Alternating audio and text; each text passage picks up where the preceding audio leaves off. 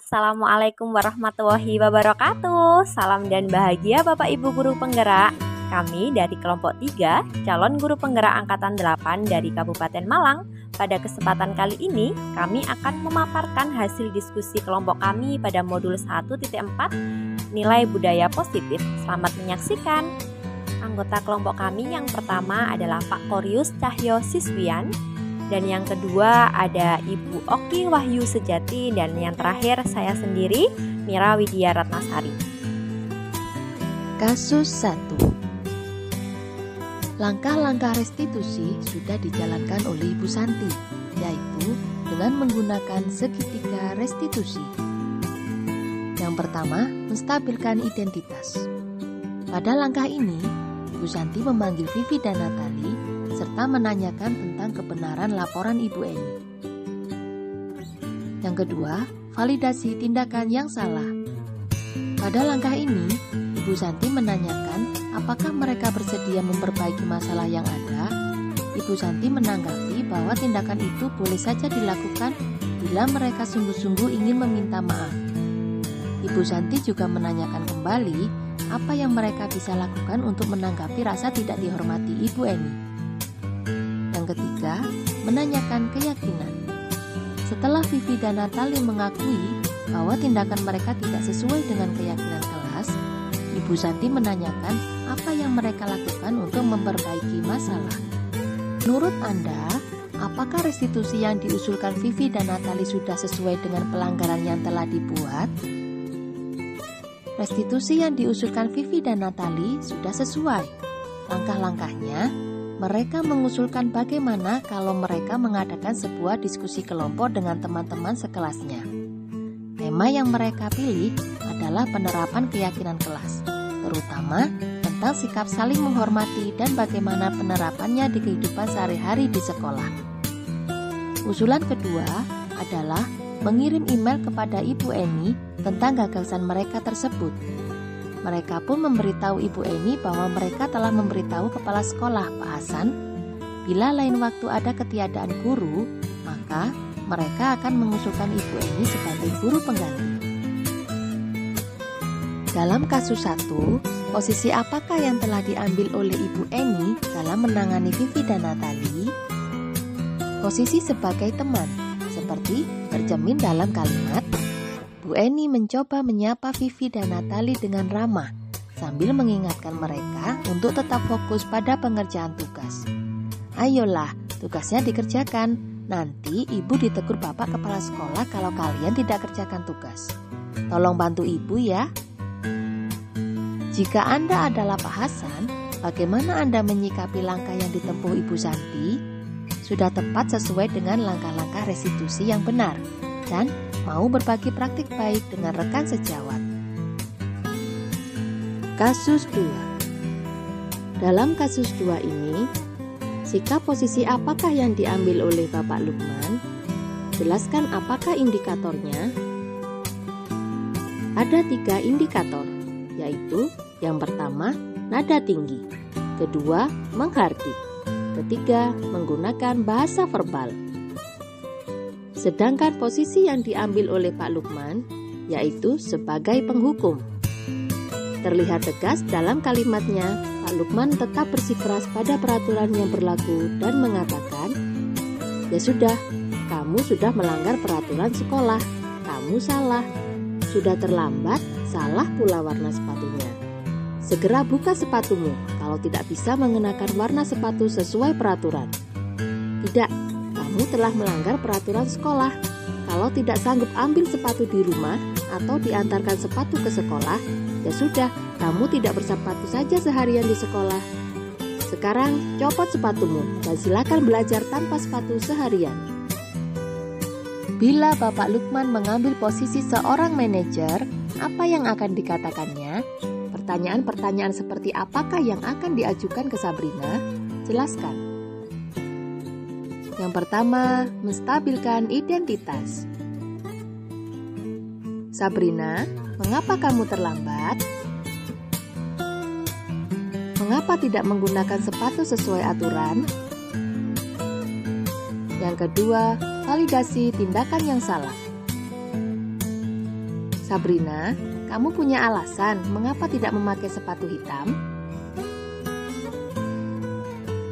Sabrina, nampaknya kamu terburu-buru agar tidak terlambat sekolah ya? Yang ketiga, menanyakan keyakinan. Sabrina, kamu tahu keyakinan sekolah yang telah disepakati? Menurut kamu, keyakinan sekolah apa yang kamu langgar? Apakah kamu bersedia memperbaiki masalah ini? Apa yang akan kamu lakukan agar tidak terlambat lagi?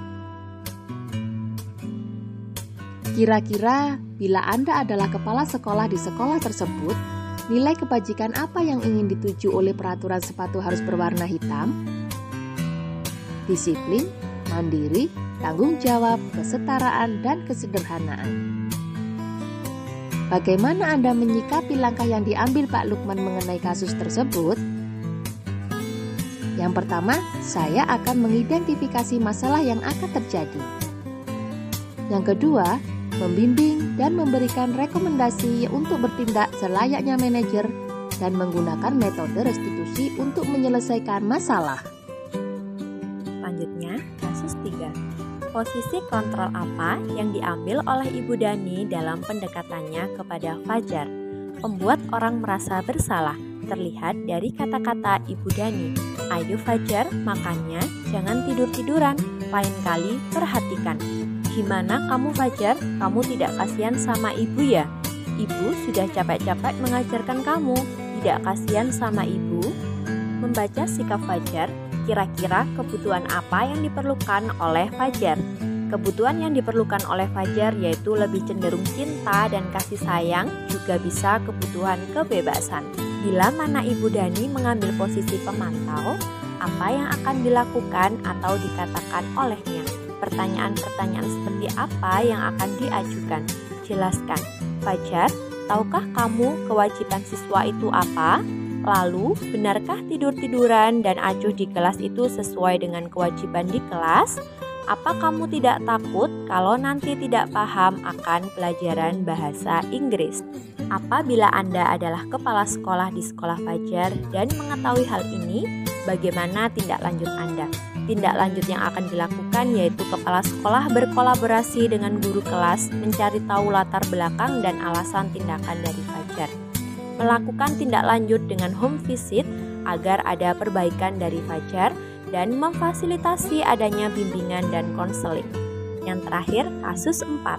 Posisi kontrol apa yang telah dipraktekkan oleh kepala sekolah Ibu Siti, yaitu posisi manajer. Hal-hal apa saja yang dilakukan sehingga Anda berkesimpulan demikian? Yaitu yang pertama, menstabilkan identitas. Dino pun mengalir bercerita tentang kekesalan hatinya.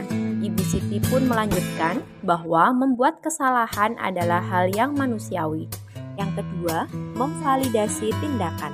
Ibu Siti menjelaskan bahwa mempertahankan diri adalah hal yang penting. Namun, meminta Dino memikirkan cara lain yang mungkin lebih efektif karena saat ini Dino di ruang kepala sekolah. Yang terakhir, menanyakan keyakinan. Ibu Suti melanjutkan bertanya tentang keyakinan sekolah yang disepakati, serta apakah Dino bersedia memperbaiki kesalahan yang telah dilakukan terhadap Anto. Dino pun akhirnya perlahan mengangguk. Kemudian Ibu Siti balik bertanya kepada Anto, hal apa yang bisa dilakukan Dino untuk memperbaiki masalah. Anto menjawab, saya perlu kancing saya diperbaiki Bu. Ibu saya akan sangat marah kalau melihat kancing baju saya sampai copot 3 kancing begini. Ibu Suti pun kembali bertanya ke Dino, apakah yang akan dia lakukan untuk menggantikan 3 kancing Anto yang terlepas. Dalam kasus tersebut, bagaimana Dino dikuatkan dan bagaimana Anto dikuatkan oleh Ibu Suti. Menanyakan kebutuhan masing-masing, Dino dikuatkan dengan cara, Dino sepertinya kamu saat ini sedang marah sekali, sedangkan Anto dikuatkan dengan cara, Ibu Suti balik bertanya kepada Anto, hal apa yang dilakukan Dino untuk memperbaiki masalah. Kira-kira nilai kebajikan atau keyakinan sekolah apa yang dituju dalam kasus tersebut? Jelaskan. Ada 3 nilai kebajikan, yaitu yang pertama, saling menghormati. Sesama teman satu tim basket seharusnya saling menghormati agar tercipta suasana yang aman dan nyaman. Yang kedua, tenggang rasa. Di dalam satu tim ataupun pertemanan seharusnya mencerminkan rasa menghargai dan menghormati orang lain. Bisa dilakukan dengan menjaga ucapan, perbuatan, serta tingkah laku. Dan yang terakhir, tanggung jawab. Dindo memperbaiki kancing baju Anto mencerminkan sikap tanggung jawab atas perbuatannya. Baiklah, terima kasih telah menyaksikan video ini. Tetap semangat, salam dan bahagia Bapak Ibu Guru Penggerak. Wassalamualaikum warahmatullahi wabarakatuh.